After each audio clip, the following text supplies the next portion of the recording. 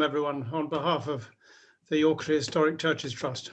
I think it's wonderfully noble of you to give up such a glorious Yorkshire spring evening to come and listen to Moira, but I'm sure you're going to be rewarded. Many of you will know her of old, really, as the previous chairman of the East Yorkshire Art Fund, and she'll need no introduction. She really completes our journey across East Yorkshire, which began in Pickering, found ourselves the other day in Sheriff Hutton, and we now land in Coxwold, where Moira is going to talk about the Belasyse tombs.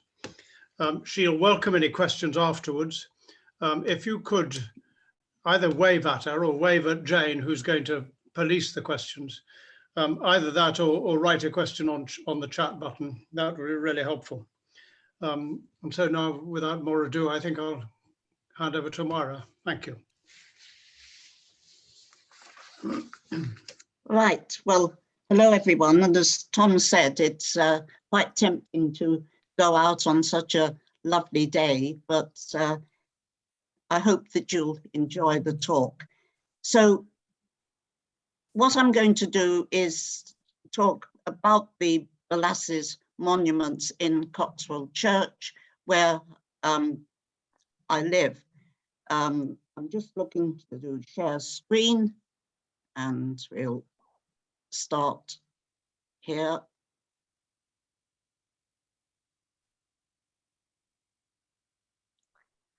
So, slideshow.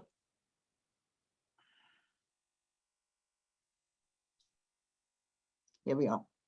Right, so the monuments, most people who visited Coxwold Church, the thing that they're often most impressed by are the huge monuments of the Belasyse family at Newburgh Priory, which are in the chancel of the church. They take up a very large amount of it, and they, in themselves, there are 4 of them. And the interesting thing about them, the thing which interested me, is that in turn, they illustrate the different methods or the different ideas of designing a funerary monument. And they reflect the change over time in the way in which people like to be commemorated, or perhaps that their descendants wanted them to be commemorated.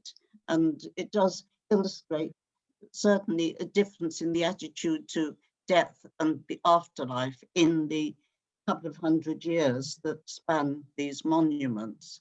But when I was looking at them, thinking about giving this talk, I came to the conclusion as well, there were other things to think about with these monuments. First of all, who actually commissioned them and why? And the answer to that isn't always immediately apparent. Who designed the monuments? Sometimes we know, sometimes we don't know. If we know something about the designer, it makes it perhaps more relevant. Do the monuments have inscriptions which can tell us about the person and about their religious beliefs? Do the monuments reflect how the people wanted to be remembered?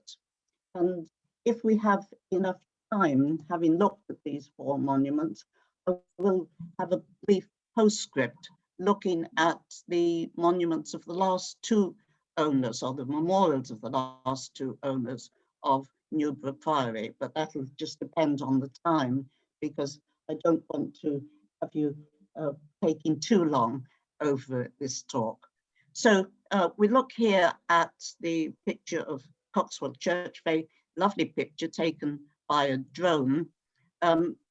We know that there was a church in Coxwold, or at least we know, sorry, there was a religious establishment in Coxwold from 757, because there was a letter from the Pope Paul I, written to the King of Northumbria, requesting him rather plaintively to give back 3 monasteries which he had taken from an abbot and given to a lay nobleman. And the 3 monasteries, well, one was Coxwold, another was Stonegrave, which is not far away, and the third was a place called Donamuta, which we don't know where that was. So if there was a monastery, presumably it was a church.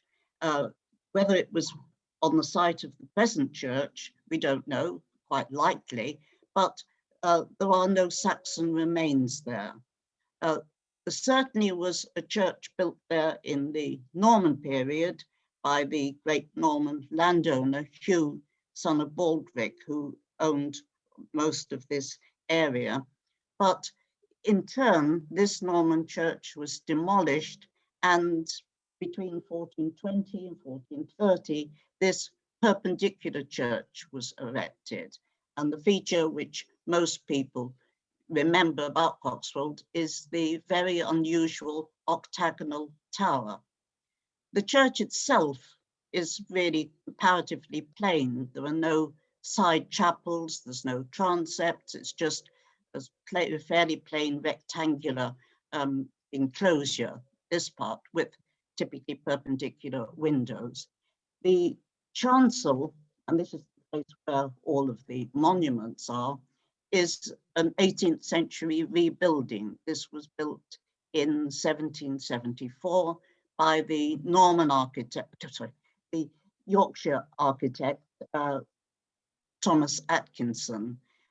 It was originally built without either a door or a window, just so that it provided more wall space to put the monuments up against.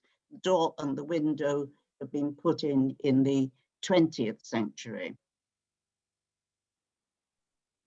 So, as I said, we're looking at the monuments of the Belasyse family and just introducing them and how they came to be at Newburgh. They were, in fact, an old Norman family, and their fairly unusual surname, Belasyse, is a pun on their family motto, a fairly modest one, Bon et belle assez, good and beautiful enough. The Newburgh, as the name Priory suggests, there was a priory of Augustinian canons there originally, founded in 1145.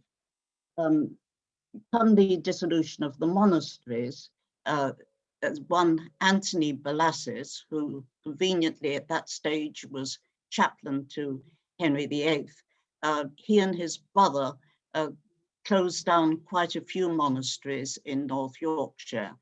And the Newburgh, he obviously thought was a pleasant place to own.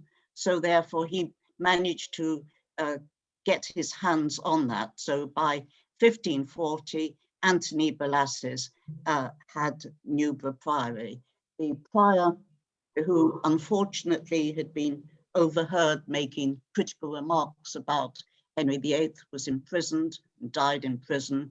The 17 canons were pensioned off, and some of them did actually live around Coxwold. We know that from their wills.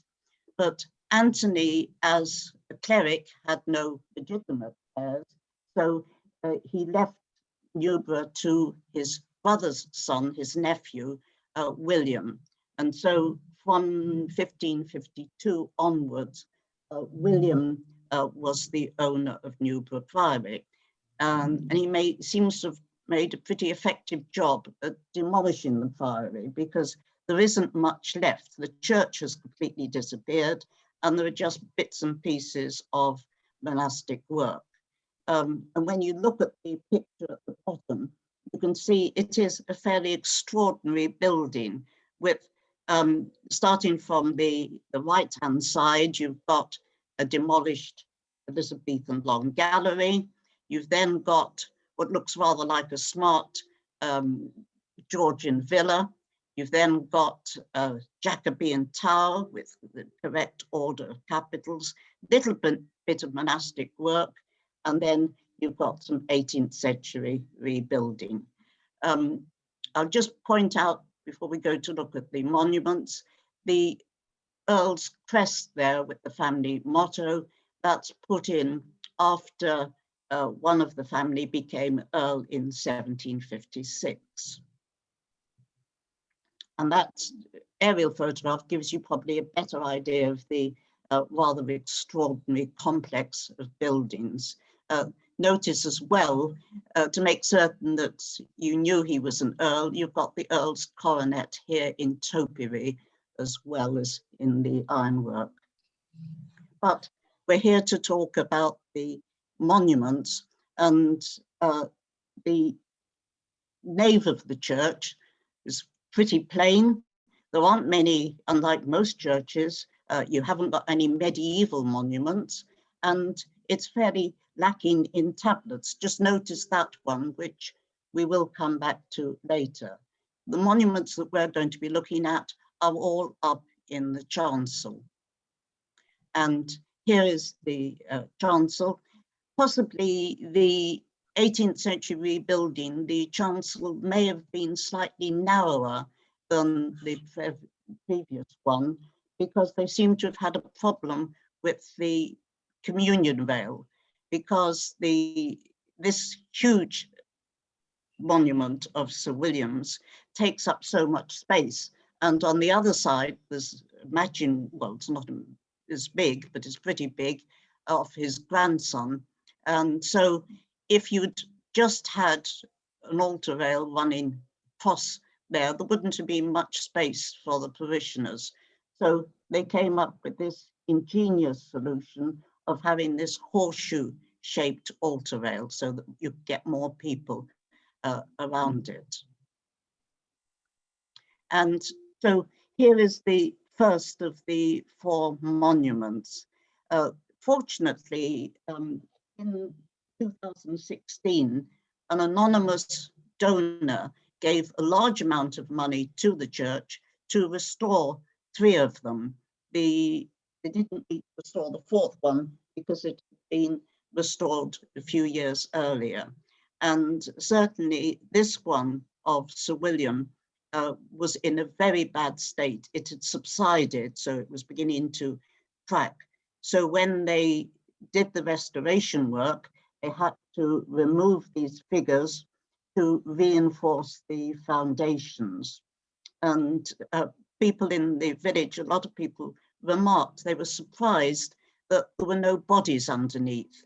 But if you can remember what Jane said last time, you don't put bodies in right next to an altar. It's going to make it fairly unpleasant for people. And also, you don't build a monument like this in a couple of weeks. It's going to take probably at least a couple of years. So the body would have been embarrassment to have to stow in. But all of these monuments are records of the family. The bodies are in the family vault. They were all buried there, along with members of the family who didn't merit or didn't get a monument on their own. But this one, Sir William actually died just at the beginning of James I's reign. So it's technically a Jacobean monument, but really in design and concept, it's basically very characteristic of Elizabethan work. With your strap work, your emphasis on heraldry, and the Belasyse family, as I said, were an ancient family and very proud of their lineage, and they wanted everybody to know about it. And you've got your obelisks and your heavily decorated columns. And it's unlike a medieval monument. Your husband and wife certainly are the same line side by side with their hands in prayer, but instead of having saints or angels on their tomb, you've got members of their family, because this monument is establishing the Belasyse family in Coxwold, which they controlled completely. It was absolutely an estate, a village. This monument, unlike I think all of any of the others, does have quite a lot of religious sentiments and admonitions to people looking at the monument. I mean, you're not asking people to pray, but for example, the inscription here on the left-hand side says, I have to read this one, passer-by, pause, consider what you were and what you will be. I was once as the flower of the field, and behold, now I rest in dust, destined to return to the earth on the last day. Virtue is the true nobility. The memory of the just is blessed. The name of the wicked is rotten. Well, that is the translation of putridum, which I think is fairly correct. On the right-hand side, it tells who he is, the fact that he is a knight. He was actually knighted, as it happens, by Queen Mary. It tells who his wife is, and she is Margaret Fairfax from Gilling. So basically, he was marrying the girl next door, because Gilling's not far from Coxwold. But he was marrying, not surprisingly, into a very strongly Catholic family. The Fairfaxes of Gilling remained Catholic right till the end of the 18th century. The Belasyse family were covert Catholics, really. They conformed sufficiently not to be in trouble, but the daughters tended to be brought up as Catholics, and the male heir normally conformed outwardly. But we will see that the situation does change later. And just a little detail more of the monument. This is, since it's all been restored, it was done very carefully. Didn't want to make it too bright or too gaudy. I think it's been done very well. And you get some idea of the very fine detail on the monument. I mean, it's all, when they were restoring it, I saw the figures taken out, and they were quite beautifully carved. I mean, he is in armor, though he's not known to have fought. He is wearing the dress of a noblewoman of the time. And she's wearing the French hood, the sort of the tight ruff and overdress, the pomander hanging from her waist, and with her, some of her family below her. I just want you to notice that there, the lettering is not really very clear. You can't really see it clearly. I'll just enlarge it so that you can see. So you can hardly make that out. So we'll see what it is in a moment. And if you look here, this is when they were restoring the monument, they forgot about doing anything about this lettering at the bottom. And I can't claim much in life, but I did actually notice that this hadn't been done. So I had a word with the church warden, and they did have the lettering at the bottom restored. And very important it is, because this is what it says. Thomas Brown did carve this tomb himself alone of Hesselwood stone. And so Thomas Brown is the monumental mason, the sculptor of this magnificent monument, and justifiably proud of his work. He wants everybody to know exactly what he's done. And Hesselwood is Hazelwood, near the A1, junction A1 and the A64, where you got the very fine quality limestone, which was used partly in York Minster. So this is all carved, very detailedly, carved stone. And here you've got another little inscription, which I can move people's faces out of the way. Better is the day of death than the day that one is born, for this is the end of all flesh, and living shall lay into his heart.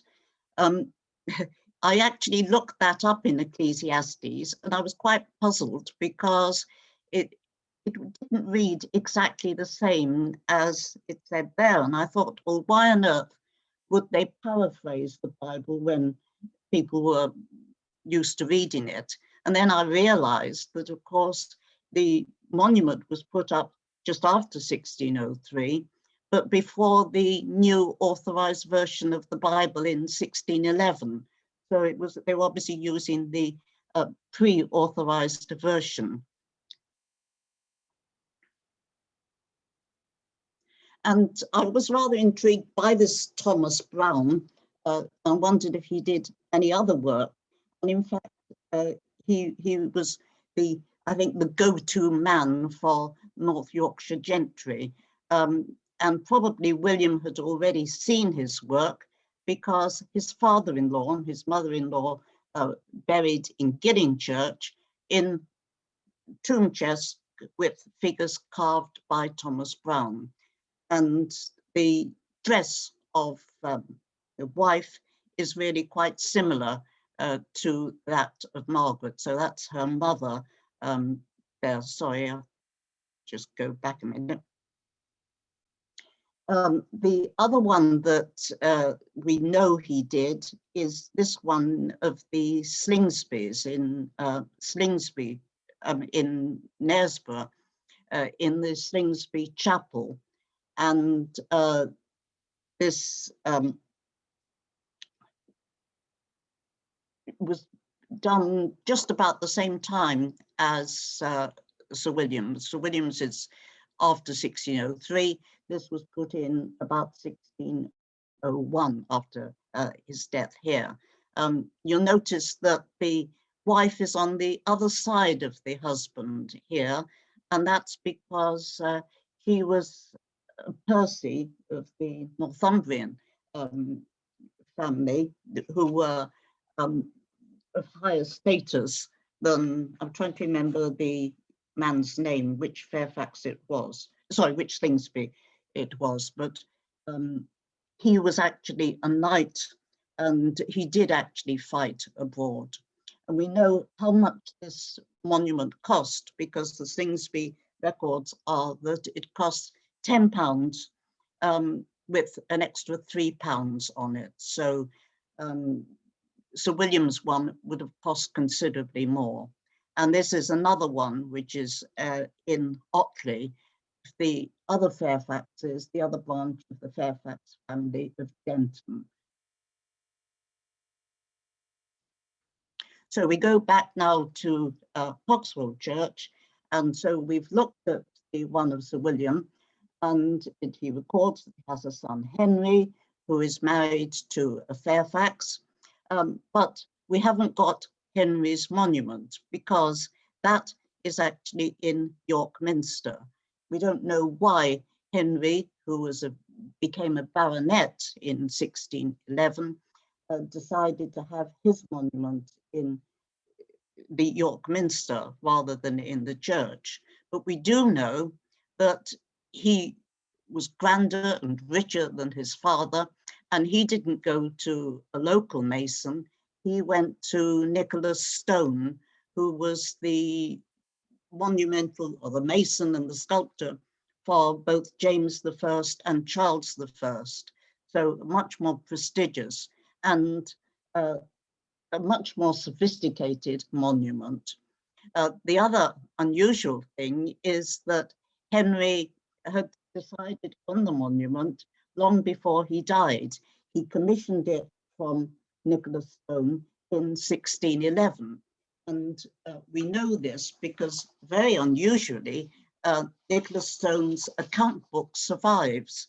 And in it, he wrote in February 1616, "I took a tomb and a chimney piece to Sir Henry Belasyse to be set up in York, for which I was well paid £150. And that's real thrift, really, isn't it? Altering not only your tomb, but the chimney piece for your house, because he was rebuilding his father's Elizabethan house, making it much more fashionable. And this absolutely superb over mantle is still in Newburgh Priory. It's in alabaster, carved in very fine relief. It's the toilet of Venus, and the figures on either side of Apollo and Diana. So we know it cost £150. How much was for the chimney piece? How much for the tomb or the monument? We don't know, but they were a sizable amount of money for both. And Henry gives us the reason why he pre-ordered his monument. And this is what he actually has written on it. Mindful of mortality, he erected this monument himself. Death is certain, the day of it uncertain. There is no dependence on the care of those who follow us. He is wise that prepares himself a tomb. And his son was going to take his advice. So we'll have quick looks at the family trees because it gets rather confusing. So William, we've seen his monument in the chancel, Henry with his tomb in York Minster, and Henry's son Thomas, Baronet Sir Thomas, eventually became Viscount Falkenberg, and his monument is the one facing Sir William's. And here you've got the monument. He must have liked his father's monument in York Minster because he went to the same person. He ordered one from Nicholas Stone, and again, like his father, it was erected before his death, but this time for a completely different reason, which we'll see in a moment. This, you've got a before and after. This was the monument before restoration, and you can see that the restorer has done a very good job. It's a very fine monument, absolutely classically correct with the correct orders of the pediment, done in marble and alabaster. Underneath, you've got inscription here, which we'll look, well, these two inscriptions we'll look at later. So again, quite a gap here. Thomas didn't die till 1653. It was done as a memorial, mainly, in fact, to his wife, who had actually died quite young in 1618. And the monument had actually been commissioned and set up in 1632. So you've got quite a span of time there. And this gives you some of the details of the monument, beautifully carved. I mean, the carving of the hands is exquisite, as you can see. And the costume.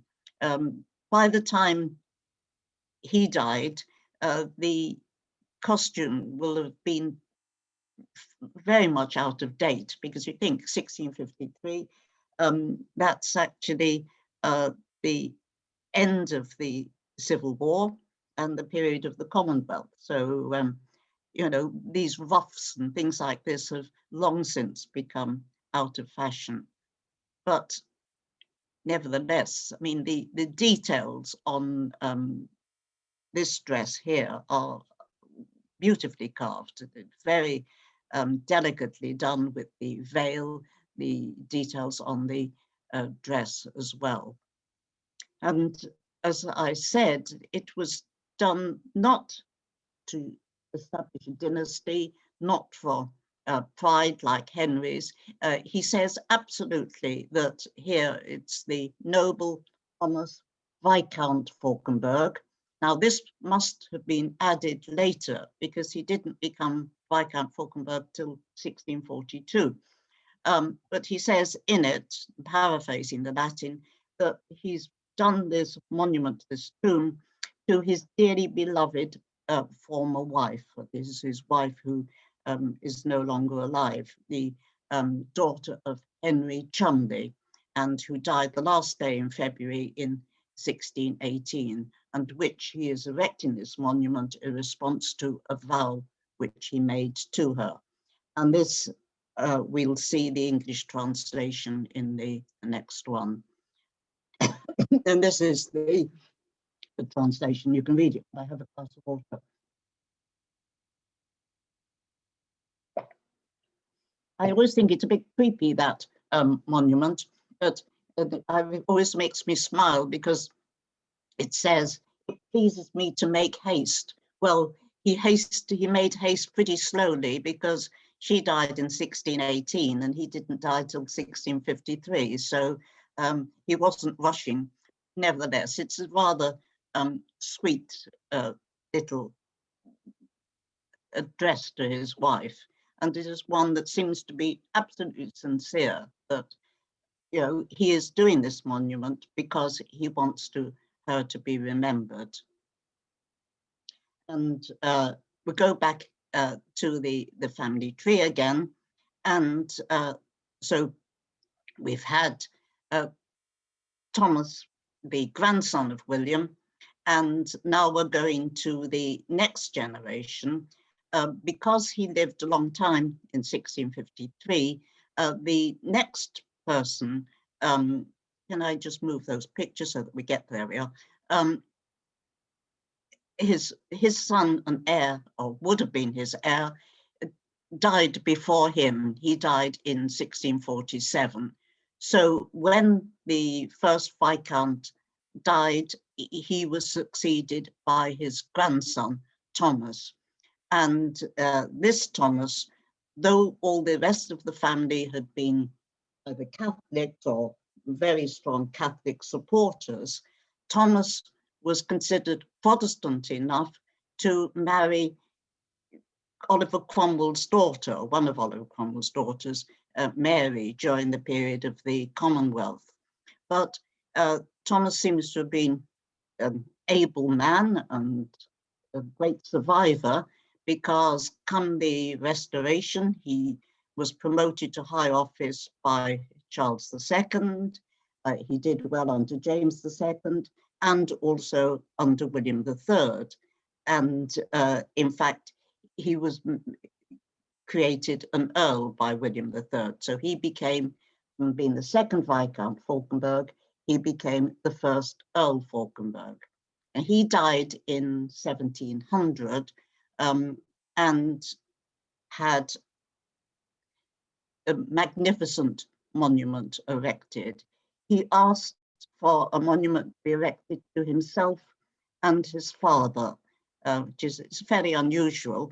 And he requested the monument should cost around £600. Well, this one would certainly, I should think, have cost all of that. It's all done in very high quality marble, beautifully carved. I always think it has a slightly comic air about it with the figures, but that's perhaps just me. Completely different from any of the other two that we've looked at in the church. I mean, William and his wife Margaret were lying on their backs like medieval effigies, facing the altar.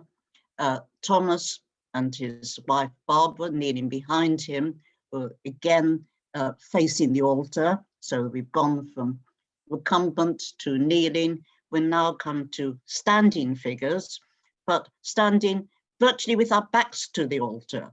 I mean, Thomas here is, you can actually see, if you can see a bit of William's tomb there. So he's turning away from the altar and he's concentrating on the important things in life, i.e. that he has become an earl. And so he's holding the coronet as if he's offering it to his father. And his father, with a pious hand, is saying, no, no, no earthly coronet for me, a heavenly crown held above his head. But that's the only references to religion that you'll find in this monument.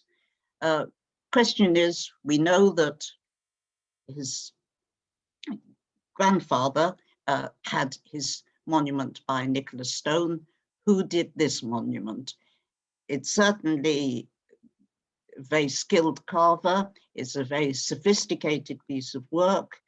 Must be a London workshop, and it's now normally assumed, attributed to Grinding Gibbons. Most people know Grinding Gibbons for his woodwork, but in fact he did have a flourishing business making funerary monuments as well. And in fact, they've just recently written the entry for Coxwold for the new Pevsner, which will be coming out next year, of North Riding. And Jane Grenville has attributing it very firmly to Grinding Gibbons. And we'll see some reasons why in a moment. But Thomas is dressed completely in court dress, very fashionable, even with the like heeled shoes.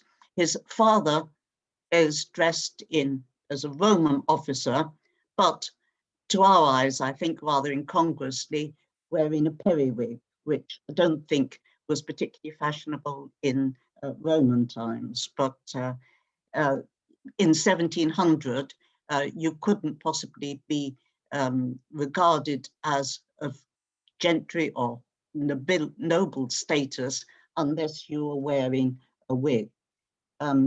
On either side of the monument, you've got these rather nice carved urns. And underneath, the bit on the left, the plaque on the left, talks about Henry, and he must have been an admirable character, because this is what it says about him: the most honourable Henry Belasyse, whose gifts of exceptional abilities, unsullied faith, undefiled goodness, and manifest uprightness have rightly portrayed as dear to his country and an embellishment to his family. So how about that? The one on the right-hand side tells about the first Earl, Thomas, and how he'd been ambassador to Venice and the various other positions he had. And it mentions his wife, Mary, but Mary had apparently wanted to be put on the monument the same as she was, the daughter of Oliver Cromwell, the Lord Protector, or had been the Lord Protector. But by 1700, that was not thought politically tactful. And so the wording is a rather strange one. She was put down, his wife, as Mary, offspring of the Cromwells, begotten by Oliver, her father. So I don't quite know how they got around that. And Thomas also wanted to make the point that though he was a powerful man, also was a very charitable man, because he had put down also about himself: he erected a poorhouse at his own expense, and to the vicar he left a stipend in perpetuity, and other things which in vain he begged to be well hidden.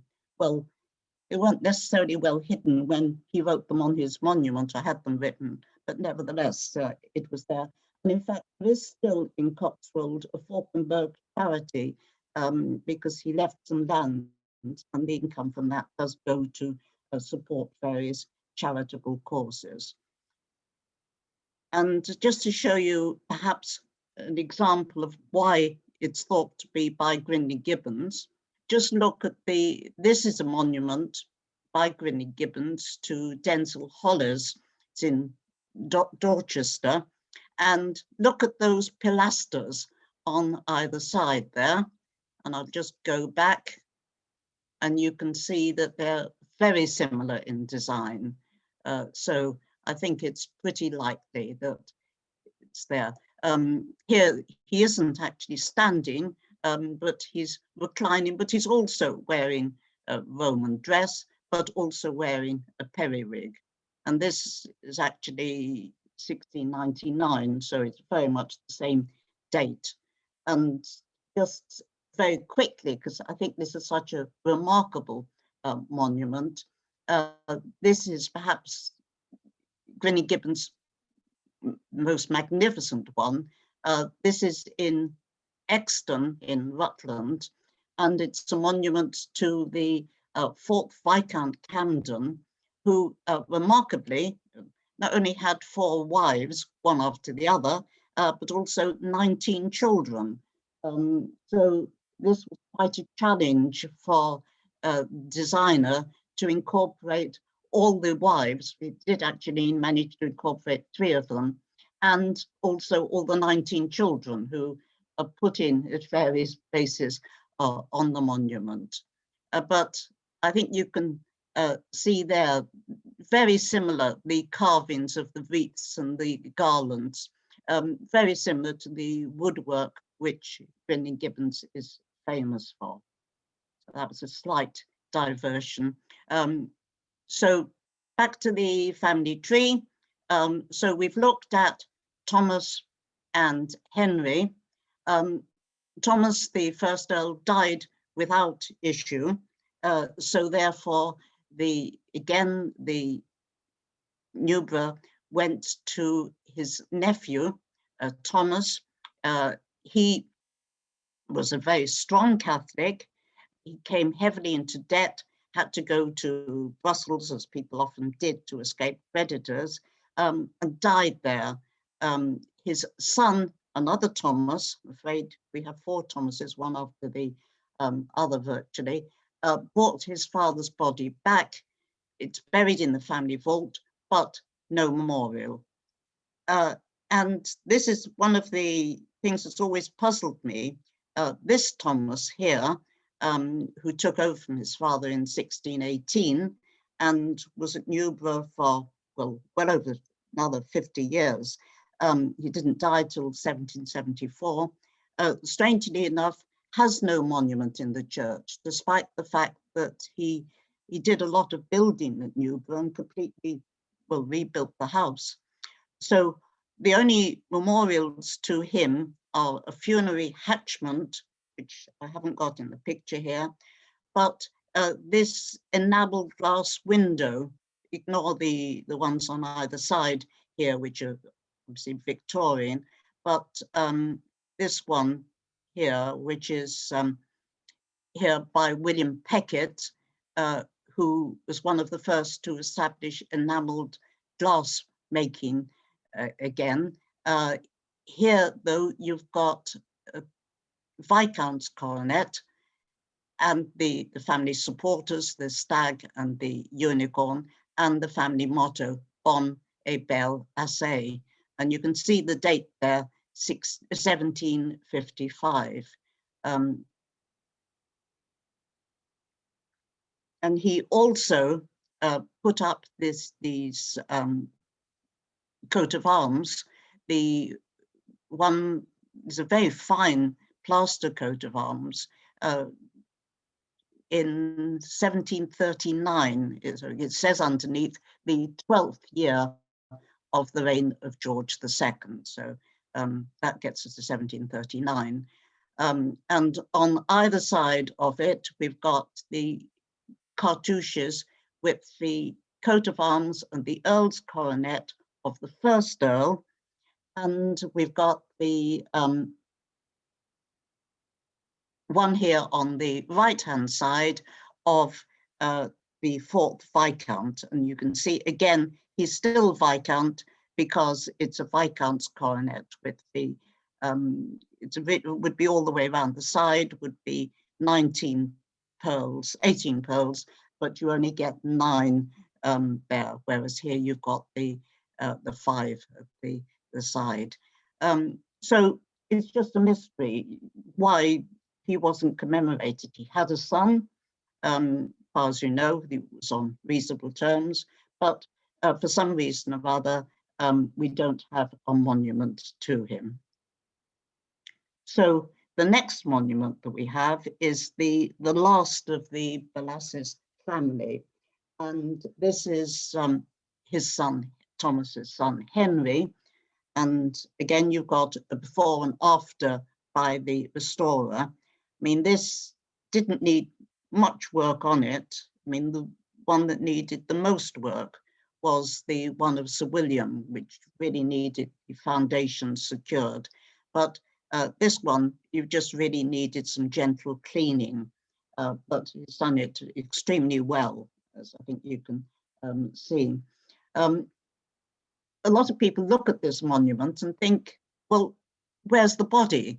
It looks as if there should be a figure there, but in fact, it was never designed to have a figure. But there is, again, a puzzle with this one, because Henry, the second Earl, died in 1802.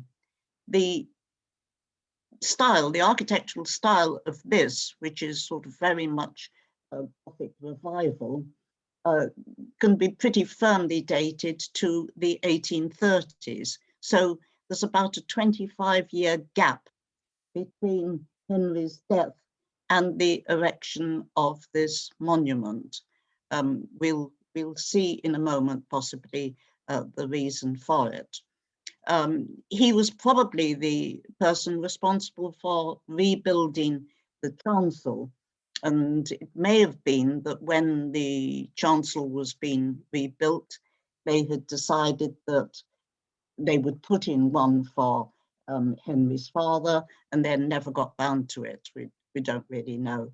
But this monument is much simpler, much more austere, really, than any of the others. Here on the left-hand side, it just tells us about Henry. He was a politician. He spent a lot of time at court. He was a very strong Whig and a great supporter of the King's party of George III. He was Lord of the Bedchamber to George III. And the bit on the right tells us a little bit about his wife, the fact that they had 4 children, but they were all daughters, which meant that on his death, the title of Earl became extinct. The title of Viscount went to a remote relative, but as he was actually a Catholic priest, the title of Viscount also died out. But one thing that I actually did forget to mention when we were looking at the Thomas the 4th Viscount is that he, like his father, had been a strong Catholic, but by 1737, he was getting pretty sick of the restrictions on Catholics and the heavy taxation which they had. And so he apostatized and became an Anglican. And it suggested that that was the reason why he put up the coat of arms to George II to show his loyalty to the Hanoverian succession. And as we didn't have a figure of anything of Henry, I've just put in a portrait of him here, commander of a regiment which he raised, with known on these volunteer ones, known as the Falkenberg Fencibles, which is a rather good title, I think. And again, you can see the monument. So we've come to the end of the Belasyse monuments, the 4th monument. So we've gone from the figure, recumbent figure of William, sort of in 1603 with his wife, in pious attitude, in prayer, with admonitions to passers-by and quotations from the Bible.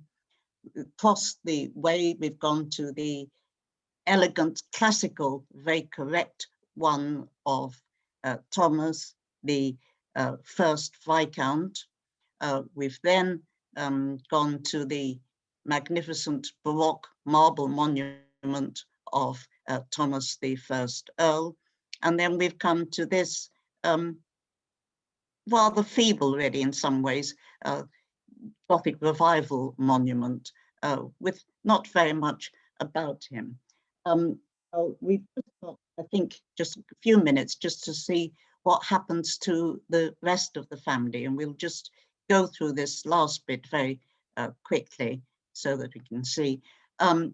So when Henry died, as I say, he had 4 daughters. I've only put in 2 of them. First one, the eldest daughter, Charlotte, inherited Newburgh and the estates. She died, she was married, but she had no children. When she died, the estate went to her nephew, and her sister Anne had married a Sir George Wombwell, and so it was her son, Sir George. He was the third baronet who took over.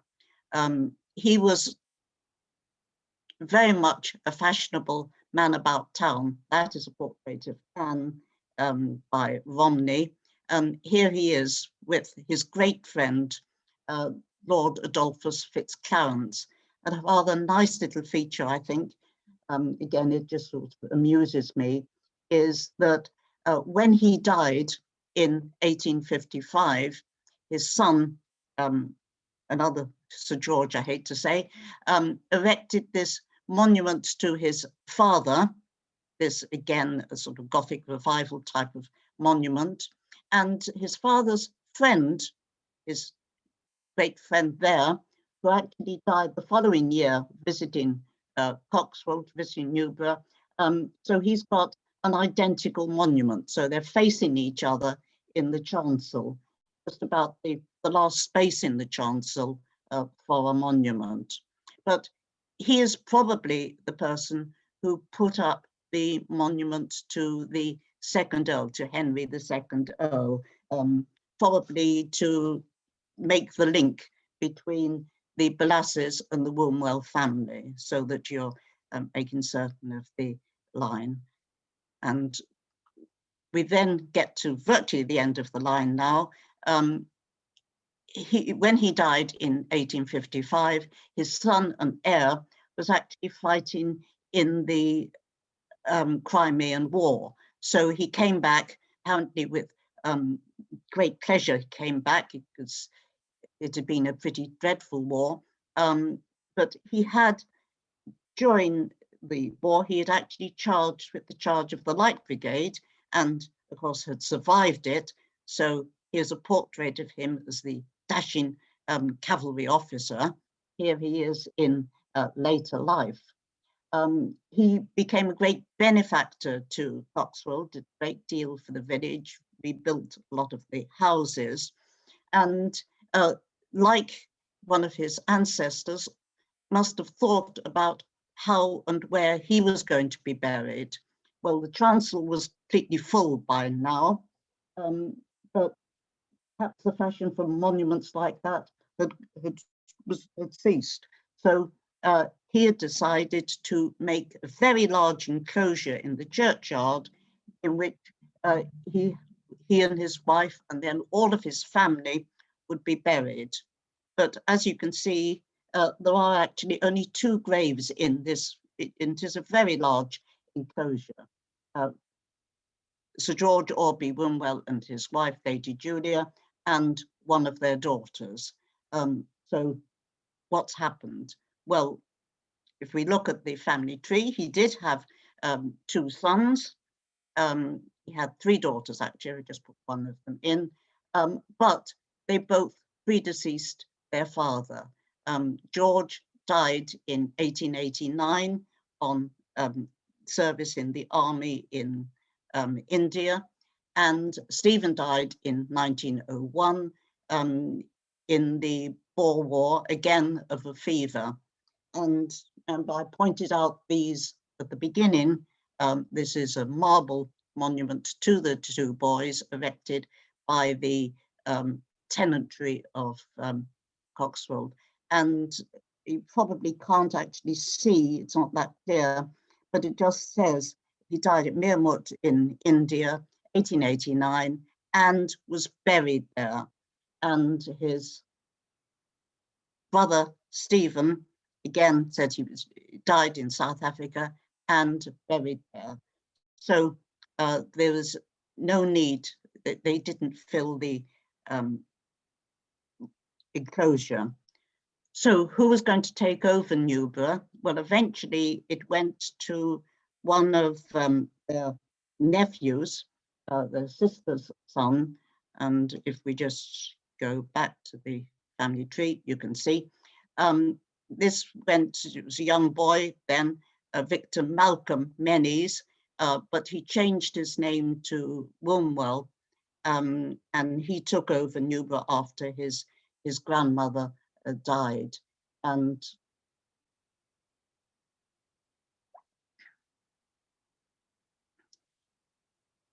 he is commemorated in Coxwold Church by this very simple plaque, because they were a long-lived family. He didn't die till 1986, but he's not buried in the enclosure along with Sir George Orby, because he was cremated and his ashes, that of his wife, were scattered at Newburgh.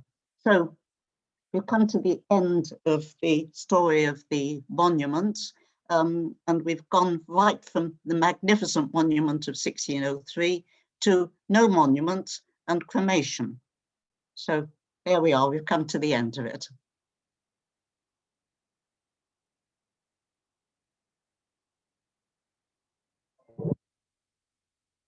Right.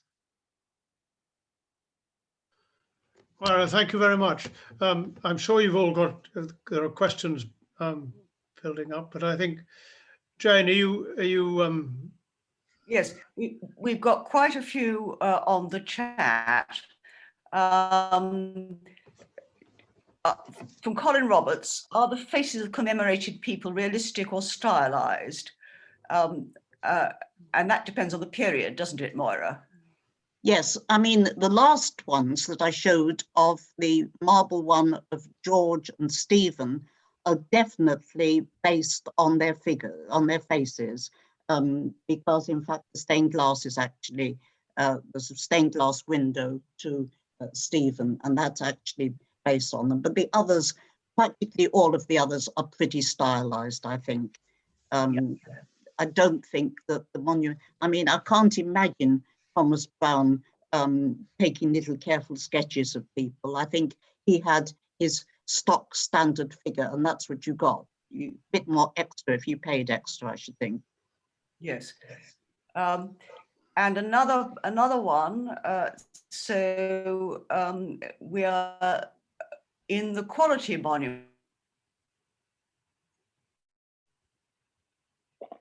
Oh, Jane is freezing, sorry. we're losing Jane? Yes. Right. Okay. Can you hear me now?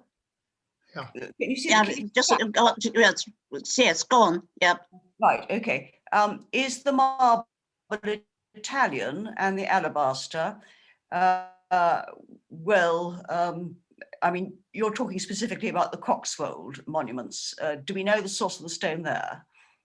Not really, but I mean, they were a very rich family. They were paying for heavy, very high quality work. Marble wasn't imported in large amounts till, in fact, about 1700. I was reading that recently. As you know, alabaster was mined in England, and the marble that was used was imported, but in smaller quantities. I mean, it is Italian marble, and of course the Grinning Gibbons one that's really good quality marble. No question of that. Thank you. And Sylvia would like to know, were they made partly in a workshop or made mostly on site? Oh, I mean, they were all made, yes. I can answer that question for medieval ones, but presumably for these, they were made in a workshop, were they? They would be made in the workshop. I mean, you would send up people to assemble them, but I mean, even the Thomas Brown one, looking at that, I mean, you've frozen, Moira. No way that could have been carved apart from in a proper workshop. And, you know, if you've got a team of oxen, you can, you know, pull them along. I mean, they would come up, the London ones come up by sea and then up to York and then in a wagon from York. So that was only 20 odd miles, so it's not impossible. Yes.